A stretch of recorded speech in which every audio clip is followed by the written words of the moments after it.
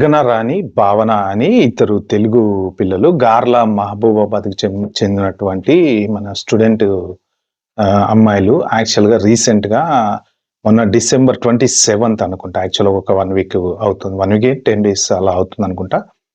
ఆహ్, ఇది car by యాక్సిడెంటల్‌గా వాళ్ళు ఒక హిల్స్‌లో డ్రైవ్ చేస్తున్నప్పుడు ఆ లోయలో పడిపోయి చనిపోయారనమాట. అంటే యాక్చువల్‌గా దీనికి ఇంకా ఇన్వెస్టిగేషన్ అయితే జరుగుతుంది. ప్రమాదానికి గల కారణాలేంటి అంటే, ఇనీషియల్ రిపోర్ట్స్ ప్రకారం యాక్చువల్‌గా వాళ్ళ కారు స్కిడ్ అయింది. అంటే ఈ కర్వ్స్ వస్తూ ఉంటాయి గదా! హిల్ ప్లేస్‌లలో జనరల్‌గా రోడ్లన్నీ ఇలా ఉంటూ ఉంటాయి గదా! ఆ ఉన్న చోట కర్వ్ దగ్గర లాస్ ఆఫ్ కంట్రోల్ అనేది ప్రస్తుతానికి మీడియాలో ఉందనమాట. అంటే వాళ్ళు కార్‌ని కంట్రోల్ చేయలేకపోయారు అనేదుంది. బట్ అది వాళ్ళ తప్పుందా? లేతే బై యాక్సిడెంటల్‌గా జరిగిందా? కారేమన్నా స్కిడ్ అయిందా? సో, ఇంకా ఇవన్నీ డీటెయిల్స్ అయితే రావాలని ఉంది. మొత్తానికి దాంట్లో ఇంకొక ఇద్దరు అమ్మాయిలు వాళ్ళు కొంచెం అంటే దెబ్బలతోటి బయటపడ్డారు. వీళ్ళిద్దరు మాత్రం యాక్చువల్‌గా అనుకోని పరిస్థితుల్లో చనిపోయారనమాట. సో, వాళ్ళతో పాటు ఇంకొక ఎనక వేరే కార్‌లో అంటే 2 కార్‌లలో వీళ్ళు ఒక 8 మందో, 10 మందో హాలిడేకెళ్ళడానికి బయలుదేరారు కాలేజీ అయిపోయిన తర్వాత అనేది న్యూస్ అనమాట యాక్చువల్‌గా.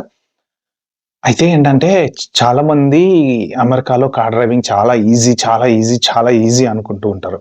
సో, యెస్ అక్కడ ఈజీయే.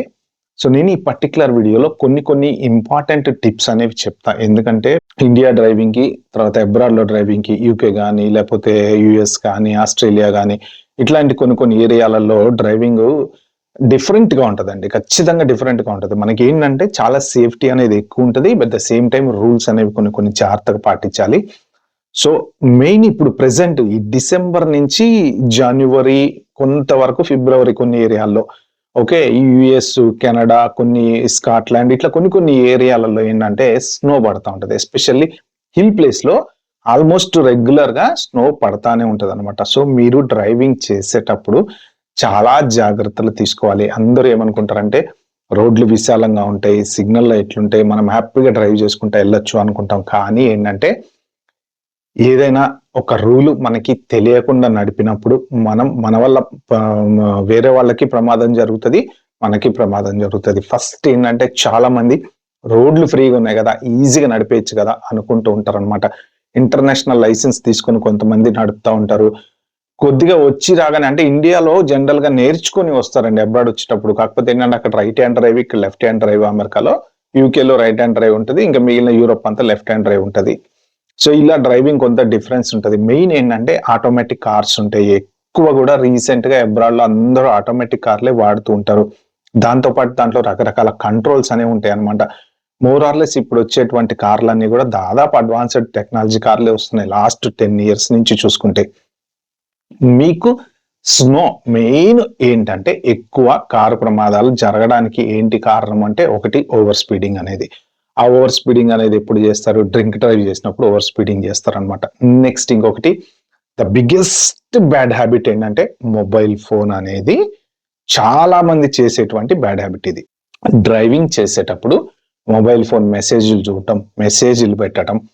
యాక్చువల్‌గా కొన్ని చోట్ల మీరు ఫోను డ్రైవింగ్ చేస్తున్నప్పుడు గాని, లేదు జస్ట్ కారు ఐడిల్‌గా ఆగి ఉన్నప్పుడు మీరు ఇంజిన్ ఆన్‌లో ఉన్నప్పుడు ఫోన్ టచ్ చేసిన బై మిస్టేక్ ఏ పోలీసోళ్ళన్నా చూసినా, లేదు కెమెరాలలో మీరు దొరికినా మీకు ఫైన్ పాయింట్స్ వస్తాయన్నమాట. 6 పాయింట్స్ ఇస్తారు. 6 పాయింట్స్ అంటే ఇంకా ఇంకొక 6 పాయింట్స్ ఇస్తే మీ లైసెన్స్ పోయినట్టే. సో, అంత సీరియస్ అన్నమాట. మొబైల్ అనేది డ్రైవింగ్ చేసేటప్పుడు వాడకూడదు. ఫోన్ మాట్లాడుకోవాలంటే హ్యాండ్స్ ఫ్రీ మాట్లాడుకోవచ్చు. కానీ మీరు దాన్ని ఇలా అనటము, దాన్ని చూస్తూ ఇటు అటు నడపటము ఎస్పెషల్లీ మౌంటైన్ రోడ్స్‌లో కర్వ్స్ అవి ఉంటుంటాయి కాబట్టి కంట్రోలింగ్ అనేది కాన్సంట్రేటెడ్‌గా చేయాలి. మనకేంటంటే మెయిన్ ఇంకొక పెద్ద బ్యాడ్ హాబిట్ ఉంది. ఏంటో తెలుసా? ఒక నలుగురు, ఐదుగురు కలిసి పిల్లలు లేకపోతే ఎవరైనా ఫ్యామిలీలు గాని వెళ్తున్నాం కార్‌లో పాటలు పెట్టుకొని ఉత్సాహం లేకుండా ఎంజాయ్ చేసుకుంటా పోతుంటాం. ఓకే. అది గూడా చాలా డిఫరెన్స్ క్రియేట్ చేస్తది. ఎందుకంటే ఏదో ఒక పాటొస్తది, ఊపొస్తది, ఆ పర్టిక్యులర్ టైమ్‌లో కర్వొస్తది. బై మిస్టేక్ రియలైజ్ గాము, స్లో అవ్వాల్సింది అవ్వము. అవి సైన్ బోర్డ్‌లు ఖచ్చితంగా పెట్టే ఉంటాయి. పర్ఫెక్ట్‌గా పెట్టే ఉంటాయి. ఒకవేళ పొర్రపాటున సైన్ బోర్డ్ చూడకపోయుంటే డైరెక్ట్‌గా ఇప్పుడు ఇది కారెళ్లి లోయలో పడిందనమాట. అంటే ఏంటంటే ఎక్కడో ఏ కర్వ్ దగ్గరో వీళ్ళు ఇప్పుడు మన తిరుపతి ఘాట్ రోడ్‌లు ఎలా ఉంటాయి? బస్సు ఒకసారి పడిపోయింది చూసారా? కానీ ఇవి ఉంటాయి మన ఫుట్పాత్లు తర్వాత అవన్నీ ఉంటాయి కానీ బట్ స్పీడ్లో వెళ్తున్నప్పుడు ఏమవుతుందంటే ఒక్కొక్కసారి వెళ్ళిపోయి పడిపోతూ ఉంటుంది. కాబట్టి కంట్రోల్ తప్పితే తప్ప పడిపోయే ఛాన్స్ అయితే లేదు. ఇంకొకటి ఏంటంటే స్నో ఉందనుకోండి, కార్ గనక స్కిడ్ అయితే పడిపోయే ఛాన్స్ ఉంది. అయితే జనరల్ గా స్నో ఉన్నప్పుడు మీరు ఏంటంటే కారు ఎలా నడపాలి అంటే మెయిన్ ఈ పర్టికులర్ జనవరి ఎండ్ ఆల్మోస్ట్ ఫిబ్రవరి ఫస్ట్ వీక్ వరకు కూడా కొన్ని చోట్ల స్నో పడుతుంది. కాబట్టి మీరు కార్ డ్రైవ్ చేసేటప్పుడు ఎక్కడన్నా స్నో ఉంది అంటే సడన్ బ్రేక్ అనేది ఎప్పుడు వేయకూడదు అనమాట. స్నోలో చాలా టెక్నికల్ గా టాలెంటెడ్ గా కార్ నడపాలి. ఏంటి అంటే మీకు యాంటీ బ్రేకింగ్ సిస్టమ్ అనేది ఒకటి ఉంటుంది కార్కి.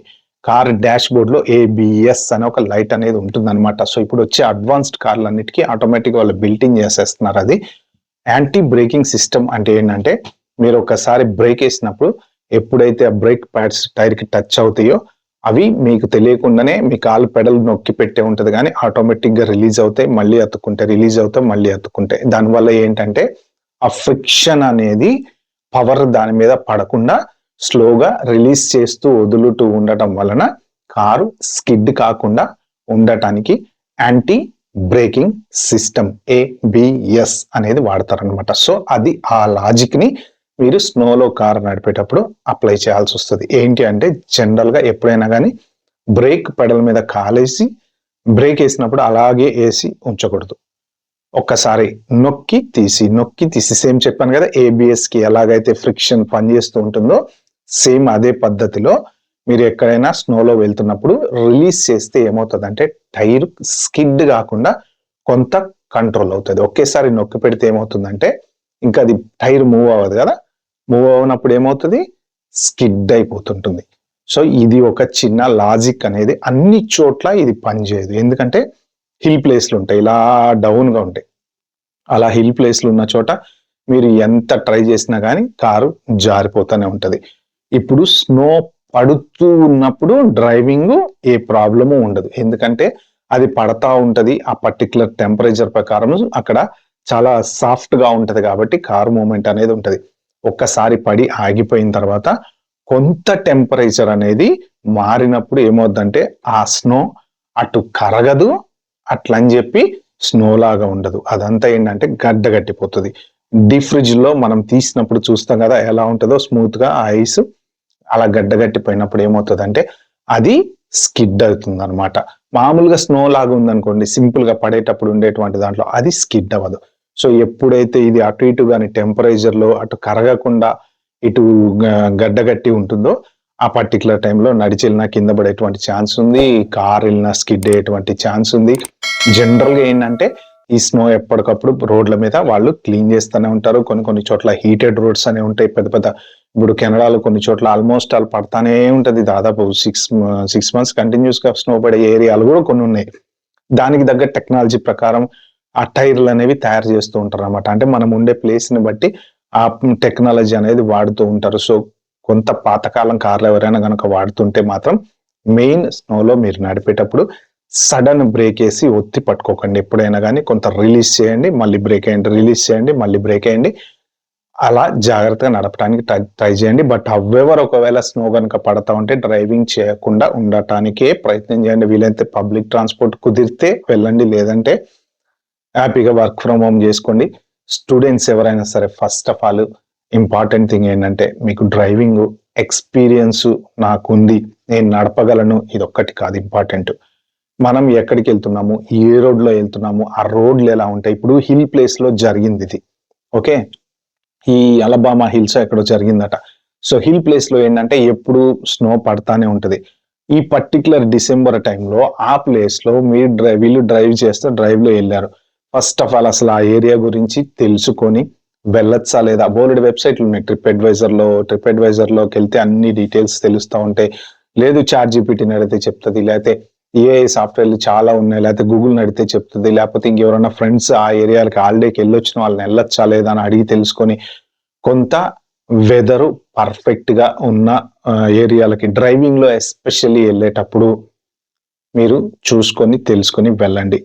అట్ ద సేమ్ టైం ఇంకొకటి ఏంటంటే మొబైల్ మాత్రం కంపల్సరీ వాడకండి, డ్రింక్ డ్రైవింగ్ చేయకండి. ఈ రెండు చాలా సీరియస్. దీంతో పాటు మనకు పాటలు పెట్టుకుంటే పూనకం వస్తుంది. నేను చెప్తున్నా, నిజంగా చాలా మంది పాటలు వింటా యాక్సిడెంట్స్ చేసిన వాళ్ళు చాలా మంది ఉన్నారండి. యాక్చువల్గా పాటలు పెట్టుకుంటూ ఫ్రెండ్స్ తో మాట్లాడుకుంటూ ముందర ఏం జరుగుతుంది, వెనకేం జరుగుతుందో కూడా తెలియకుండా ఊపులో డాన్సులు వేసుకుంటూ వెళ్ళి గుద్దిన వాళ్ళు కూడా ఉన్నారనమాట. సో మీ వల్ల మీ ప్రాణానికి ప్రమాదం, మీరు చేసే తప్పు వల్ల వేరే వాళ్ళ ప్రాణానికి ప్రమాదం. ఇప్పుడు ఈ కారులో కూడా వీళ్ళిద్దరు, అంటే అసలు ఇన్వెస్టిగేషన్ డీటెయిల్స్ బయటకు వస్తే గానీ యాక్సిడెంటల్ గా కారు స్కిడ్ అయిందా లేకపోతే వీళ్ళు కంట్రోల్ తప్పి పడిపోయారా అనేది అయితే కరెక్ట్ గా తెలియదు. బట్ ఏదేమైనా ఒకవేళ గనక సరిగా కంట్రోల్ చేయలేక పడిపోయి ఉంటే మాత్రం ఒక తప్పు వల్ల ఇప్పుడు వెనక కూర్చున్న దెబ్బలు తగిలిన వాళ్ళకి కానీ చనిపోయినటువంటి వాళ్ళకి కానీ అందరికీ ఇబ్బంది అనమాట. వాళ్ళ పేరెంట్స్ ఇంటి దగ్గర వెయిట్ చేస్తూ ఆ బాడీస్ ని తీసుకెళ్ళాలి అంటే మళ్ళీ అది కూడా ఖర్చు. దానికి అందరి తల ఇంత డబ్బులు వేసుకుని తీసుకెళ్ళాలి. వీళ్ళు లోన్లు పెట్టుకొని ఇక్కడికి వచ్చి చదువుకొని ఉంటారు. ఆ ప్రెషర్ పేరెంట్స్ మీద పడుతుంది. పిల్లల్ని అంత పెంచిన తర్వాత ఒక్కసారి వాళ్ళకి ఏదైనా జరిగి వాళ్ళు లేరు అని తెలిస్తే ఆ బాధ వర్ణనాతీతంగా ఉంటుందండి. కాబట్టి స్టూడెంట్స్ ఎవరైనా సరే కార్ విషయంలో మాత్రం చాలా జాగ్రత్తగా ఉండండి. అదర్ దాన్ దట్ క్రైమ్స్ లో మాత్రం ఎక్కడ ఇన్వాల్వ్ అవ్వకండి. ఒక ఫ్రెండ్స్, ఇది వీడియోలో నేను చెప్తాం అనుకుంది. వీడియో కనుక నిజంగా మీకు వర్త్ అనిపిస్తే, దీనివల్ల ఎవరికైనా ఉపయోగం అని మీకు హార్ట్ టచింగ్ గా అనిపిస్తే దయచేసి మీరు మీ ఫ్రెండ్ సర్కిల్లో షేర్ చేయండి please. Thank you so much and wait for the next video. Bye, have a good day.